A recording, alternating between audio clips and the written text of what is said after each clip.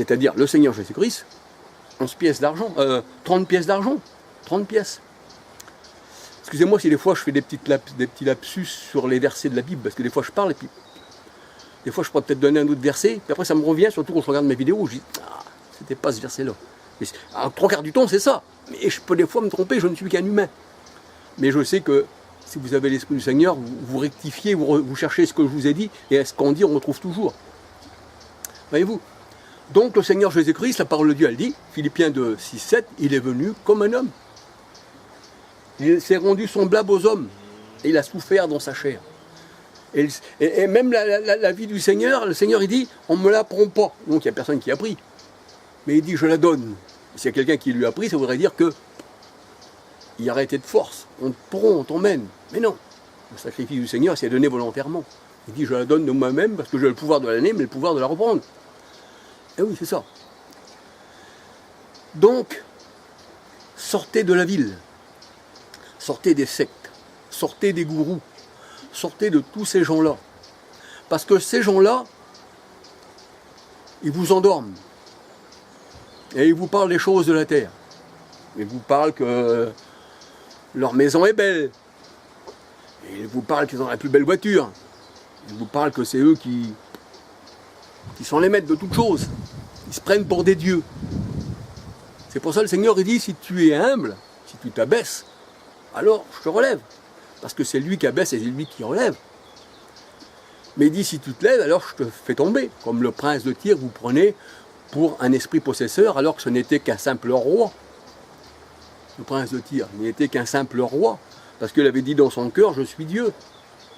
Et l'homme, il n'est pas Dieu, il ne peut pas créer ce que Dieu a créé.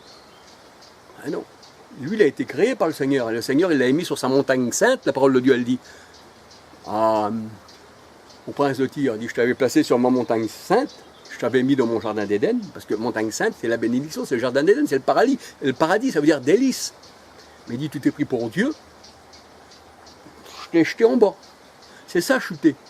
Chuter, ça ne veut pas dire tomber du ciel d'une hauteur incroyable, parce qu'on est dans le ciel, dans les nuages, en train de nager, non. Et chuter, c'est déchoir de la parole. On n'a pas besoin de sauter pour déchoir. C'est dans le cœur qu'on déchoit. Parce qu'on n'est pas enfant de Dieu. Parce que le Seigneur a dit la parole est pour un temps, mais après elle est étouffée par les épines. Mais le Seigneur a dit si vous êtes mes disciples, nul ne peut vous ravir. Même Paul le disait. Qui me ravirait de la main de Christ? Est-ce la nudité? Est-ce la faim, la soif, tout ça? Est-ce les sectes? Est-ce la ville? Est-ce que l'abondance des yeux qui joue autour de moi? Non. Si je l'ai, merci Seigneur. Si je ne l'ai pas, même il le disait Paul, je sais vivre dans l'abondance, mais je sais vivre aussi dans la disette. Je me plais en tout, parce que si le Seigneur me donne, je prends. S'il dit je t'enlève, voilà. Un peu comme Job, Dieu a donné et Dieu a repris. Job n'a pas dit, Dieu a donné, mais un esprit possesseur m'a repris. Il dit non, Dieu a donné, mais Dieu a repris. Le Seigneur, il dit, Job dit, de Dieu on a reçu le mal, de Dieu on a reçu le mal, on a reçu le bien, voyez-vous? Il disait à sa femme, on a reçu le bien, mais est-ce que de Dieu aussi, si on a reçu de Dieu le bien, est-ce qu'on ne recevrait pas aussi le mal? Amos 3,7, le Seigneur il nous dit, l'Éternel ne fait rien, c'est-à-dire il n'y a pas une catastrophe, un désastre dans une ville sans que l'Éternel en soit l'auteur. Jacques 4,12, qu'est-ce qu'il nous dit la parole de Dieu? Que c'est Dieu qui peut perdre, mais c'est Dieu qui peut sauver. Il peut te perdre, mais il peut te sauver. Dieu fait tout. Quand je parle dans mes vidéos, les démons n'existent pas. Les démons n'existent pas dans mes vidéos. Je parle de ça, que c'est Dieu qui fait le bien et le mal. La bénédiction, la malédiction, c'est lui qui élève, c'est lui qui abaisse. C'est lui qui rend aveugle ou voyant. C'est ce que je dis. Et quand je mets Dieu tout-puissant dans mes vidéos, c'est pareil, ça veut dire qu'il est puissant en toutes choses. Et vous? Et quand la parole de Dieu, dans mes vidéos, je mets aussi voix incompréhensible de Dieu. Eh bien, je parle aussi de ça, que c'est Dieu qui est tout-puissant. Alors, bien sûr, et je m'en réjouis. Vous savez, si j'avais des millions de vues, je ne serais pas au Seigneur. Parce que le monde n'aime pas écouter la parole de Dieu. Il n'aime pas écouter la vérité. Même Paul le disait, suis-je devenu votre ennemi en vous disant la vérité? Alors le Seigneur a dit, il n'y a peu qui écouteront votre voix. D'abord, même Jean-Baptiste disait, je suis la voix qui crie dans le désert. Ben, il criait dans le désert, il y avait peu qui venaient. Et puis ce peu qui venait là, le 3/4 encore, il luttait contre lui. C'était Élie, et tu le prophète, parce qu'ils attendaient à Élie. Vous savez, Élie, c'était Jean-Baptiste.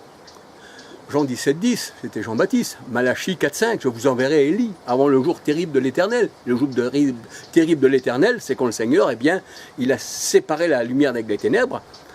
Jean 1, 1 à 13, les ténèbres ne l'ont pas reçu. Mais il a pris aussi ses enfants, Jean 11, 52, et les a, eh bien, assemblés en un seul corps.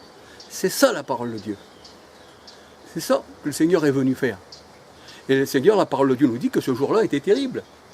Parce que le Seigneur disait aux pharisiens qui sont venus l'arrêter, c'est votre jour, le jour des ténèbres. Et il disait, Judas, c'est l'heure des ténèbres, c'est ton jour, Judas. Parce que le Seigneur était venu en son jour. C'est pour ça qu'il est écrit dans Acte 13, 41, je ferai une œuvre en votre jour, que si maintenant on vous la raconterait, vous ne la croirez pas. Alors, Acte 13, 41. Mais Jésus disait, dans Jean 17, 4, 5, j'ai achevé l'œuvre. Et en plus, dans Jean 19, 30, oui, Jean 19, 30, il dit, j'ai tout accompli. Luc 24, 44, j'accomplis la loi et les prophètes.